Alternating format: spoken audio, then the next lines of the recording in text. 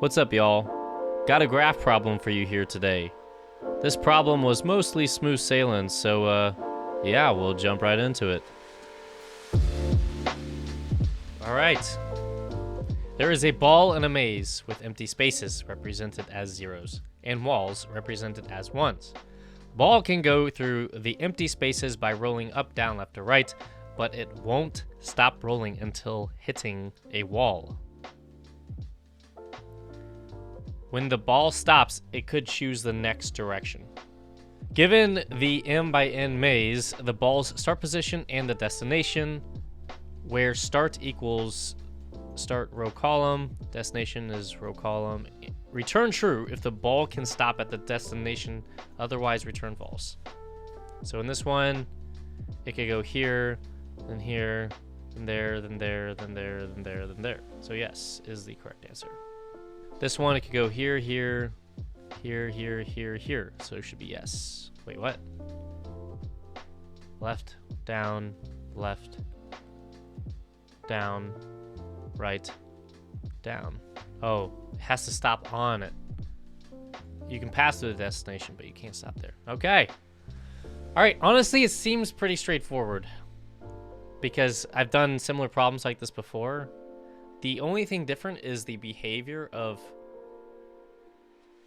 the ball, of the item, as it moves. So in a lot of other examples, you can reevaluate every space, but this one, you have to go in that direction until no more spaces can tolerate it. So that'll be a little tricky, but not impossible, I don't think. So let's make sure that we understand the maze. So I'm guessing it's a 5x5, right? Oh, yeah, 5x5. So I'm trying to figure out in my head if this is something where we can hit the wall and go through the wall and then say, oh, we've messed up, and then sort of start back where we just were and then reevaluate. Or do we just always want to look ahead? So if we're on this space, we're already determining if we can keep going based on that. That would be interesting. Aside from that, we don't really know what path is going to return the correct one immediately. It's not obvious. We have to explore. So I'm not sure it can really be done other than straight depth first search. That part of it's pretty easy. You know, if it lands on the square, we can evaluate things. If it's in the right place, then return true immediately. So we don't have to go any farther. But I think we kind of have to explore every possibility to get there. Maybe there's some optimizations you could do, but none are obvious to me yet. So how big does this get? It goes up to 100. That's pretty big. There's a lot of constraints here. Let's read some more. Each item is either 0, 1. It's made up of pairs. The initial start position is MN. Is that true? Oh, no, this is rows and columns. Sorry. Okay, it's just within the bounds. That makes sense. Both the ball and the destination exist in an empty space, and they will not be in the same position initially. Okay, they will not be in the same position. So we can't just exit early. All right, who's asking this question? Some cool people. Looks like it. All right. So is there anything else I really need to think about? We've been thinking and talking through it for 5 minutes already, and I think it's time to start coding. I want to think about the code a little bit. So I might challenge myself just to start out with iteration. Sometimes I always write the recursion and then I move to iteration. I might just start with iteration here, to be honest. I think we should roll this up like a standard problem where we just move it one at a time and evaluate, but maybe have another variable that indicates if we're traveling in a certain direction, maybe. So in other words, if we want to go down, we can say, oh, the next one is clearly this one down here. And it exists and it's open, so we're going to go to it. And so we go down, and then we have something in the state of that says we're going down currently. So when we reevaluate where to go next with this, we'll just say, well, are we already going in a direction? And if that's the case, we're just going to have to go down one more and keep going until we run into something. Another way to do this is somehow by forgetting. Maybe we could do this in one pass instead of doing, down as 2 steps.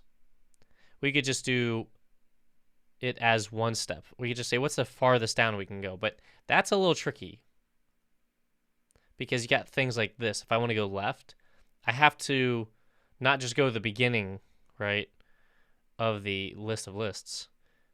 I have to stop here, actually. So it's a little tricky. And I think it may not be any more efficient playing that out unless we can find a real cool way of doing it. Okay, I've spent a few more minutes looking at it. I think I need to start now. So we just want to start a queue. What do we want to put in the queue? We need to put the initial item, which is our start.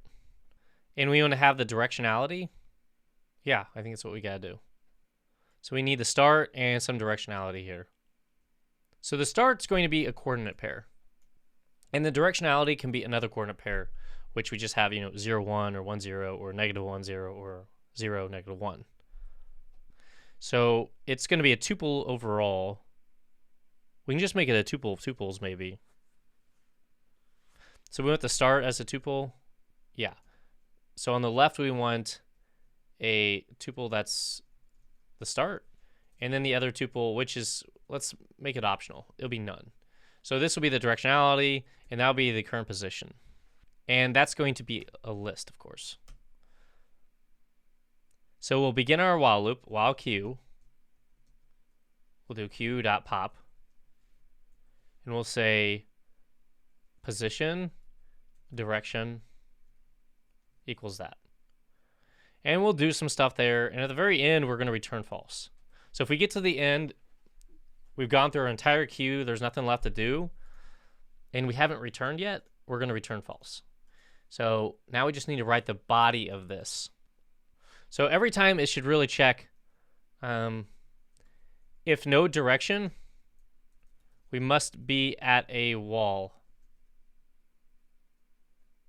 Probably. At the starting, we have no direction either, but. So if no direction, we must be at a wall, probably. We need to make more directions. But first we need to check if we are done. Then make more nodes in different directions. So if there is a direction, maybe we can just append something with no direction to evaluate later. Okay, I think that makes sense. All right, let's try this. So if direction, and now I'm realizing I just inverted it. Why don't we do this?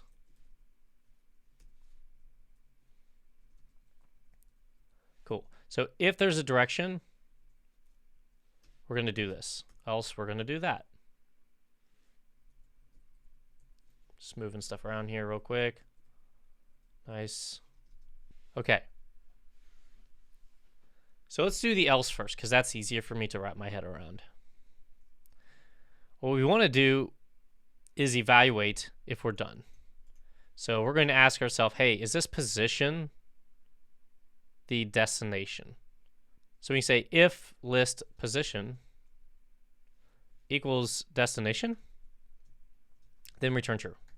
So assuming that that's not the case, then we're going to add things to do. Let's look at the graph again. So we're here, and we're at a stop point right now. So what we need to do is try to get things going in various directions. I think we should do a more look-ahead approach, so we won't push something above, and we won't push something to the right, since those aren't valid places. But we will kick it to the left and the downward direction. So let's try to write that logic. It's going to be kind of tedious, but we'll do it here.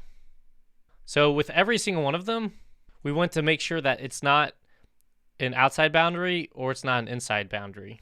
And then we need to apply the direction. So what's the best way to do this? I've seen this done a fair amount of ways. And the way that I kind of like is when people list their directions. So they make like a list of directions. So let's say, let's make them tuples since they're eventually going to be tuples.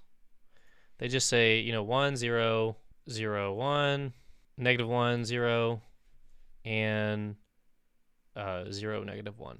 Those are the directions. In fact, we don't need to do that every time. We can just do that up there. Let's do this actually.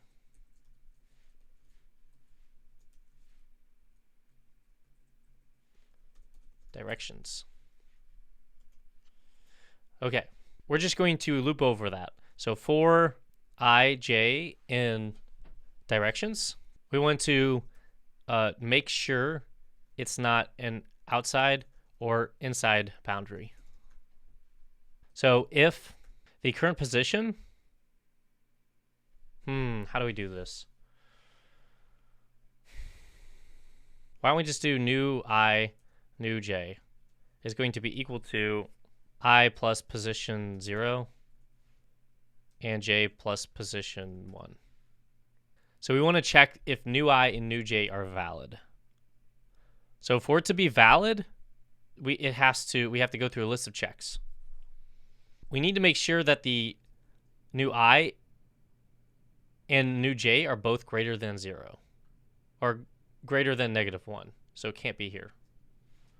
So if new I is greater than -1 and new j is greater than -1, okay, and it's not equal to the last one, the last index. So this is where I might put some more variables here. Let's just do m by n. It's a matrix, so I think it's a matrix. It's a maze. Is it a square maze? No, it's m by n, not m by m or n by n. All the examples are the same though, but we'll just pretend it's a matrix. So m is the number of rows, so length of maze, and n is the length of the first row because they're all the same. And there should always be at least one, if I'm not mistaken. 1. So now that we have m and n, we can use those. So what we want, it can't be equal to the length. So if in this example m and n are both 5, so this is row 0, row 1, 2, 3, 4, and the 5th one is the out of bounds. So it can never be equal to the length. It can never be equal to m. So and new I is not equal to m, and new j is not equal to n. And then the final check is that it's not it's a 0. So assuming all these conditions are not true, we want to add yet another filter.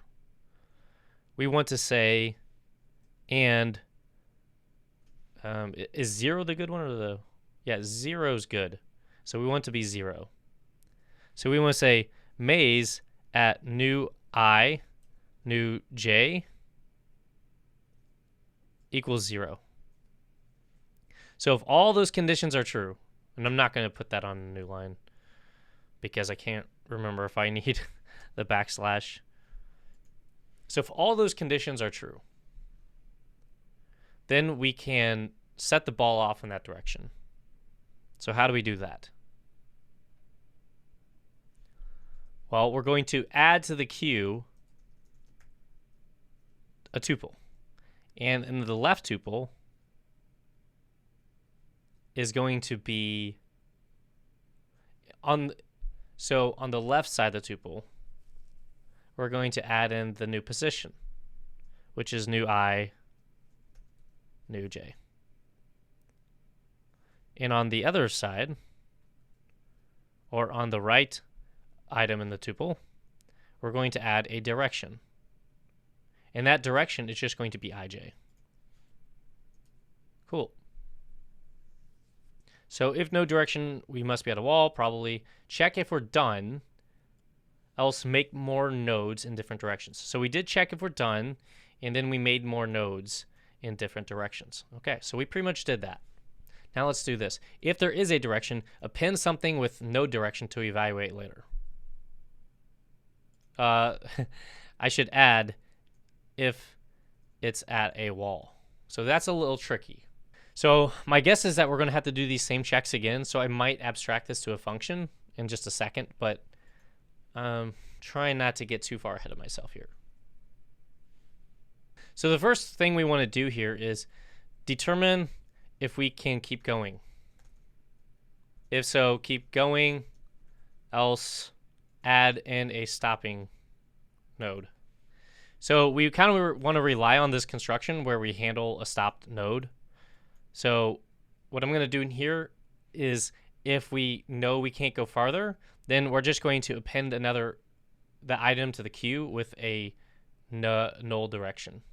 And what I'm realizing is that we got to be careful because we might go up and down and up and down and up and down over and over again. We can't let that happen. So we definitely have to use some sort of scene or some cache on this problem. But we got 15 minutes to figure all this out. So let's see if we can do it.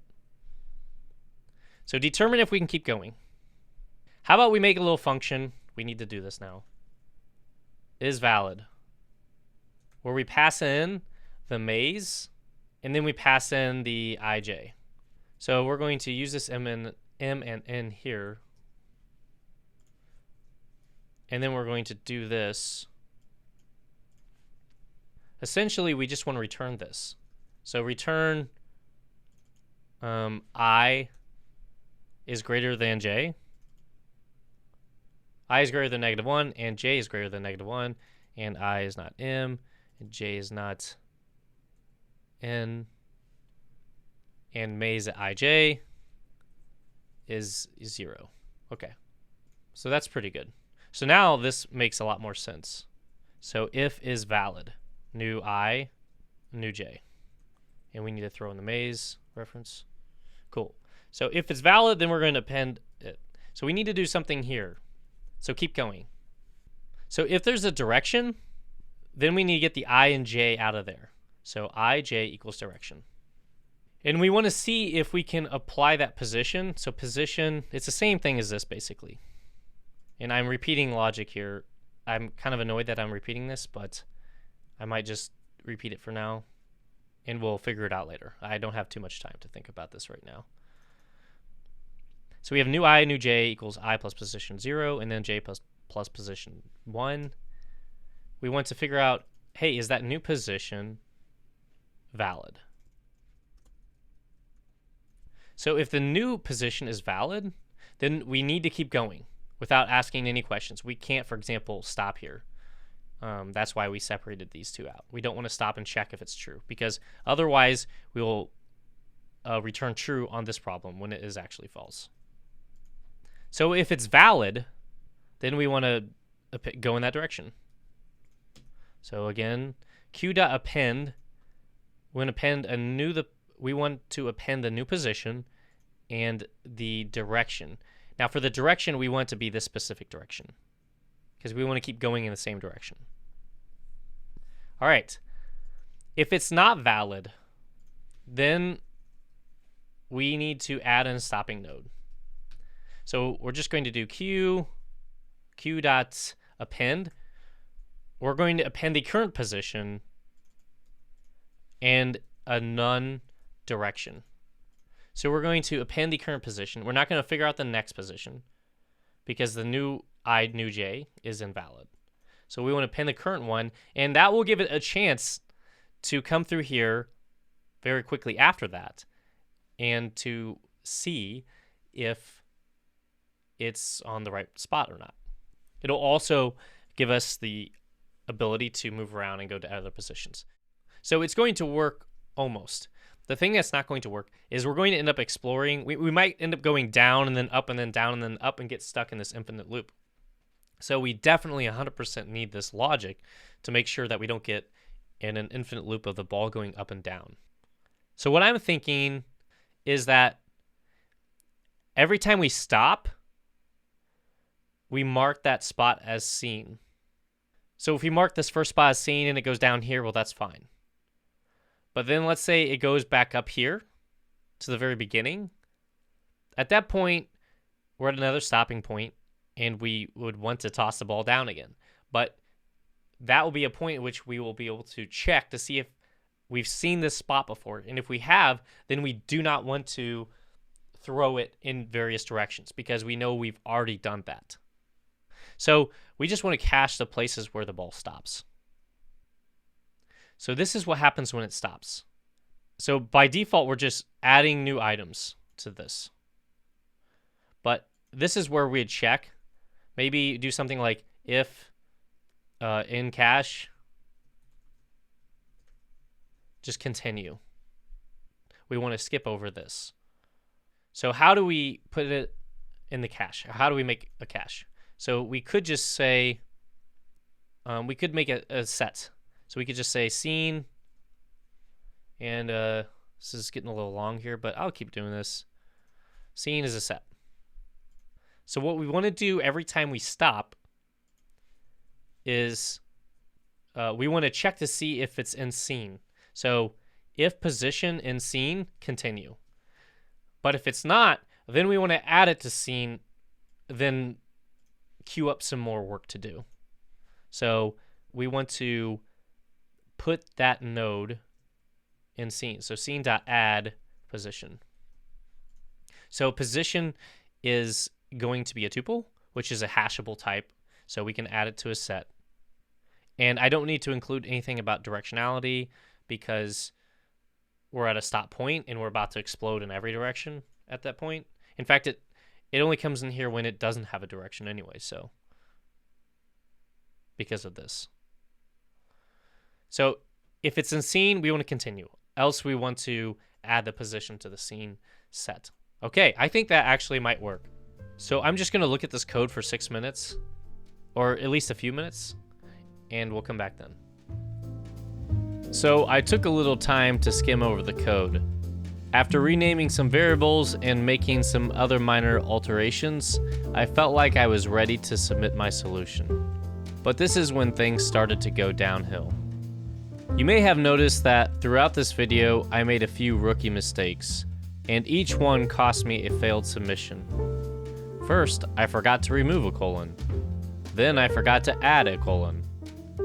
Then I wrote an invalid syntax for getting an item from a list of lists. And finally, I deleted some critical variable assignment at some point on accident and never noticed. All those rejections made me feel pretty bad because I was really confident that my code would just work. Looking back, I should have just used those few minutes to trace my function with a real example instead of just skimming over everything, as it's very difficult to catch obvious mistakes when you've already been staring at them for the last 20 minutes. Even still, once I fixed all my errors, I was able to get my accepted submission. Anyways, that's pretty much all for this video. I debated using this footage because of the really dumb mistakes at the end, but at the end of the day, I felt like I communicated myself fairly well and came up with a pretty good solution nonetheless. So that's it. Thanks for stopping by, and I'll see y'all later.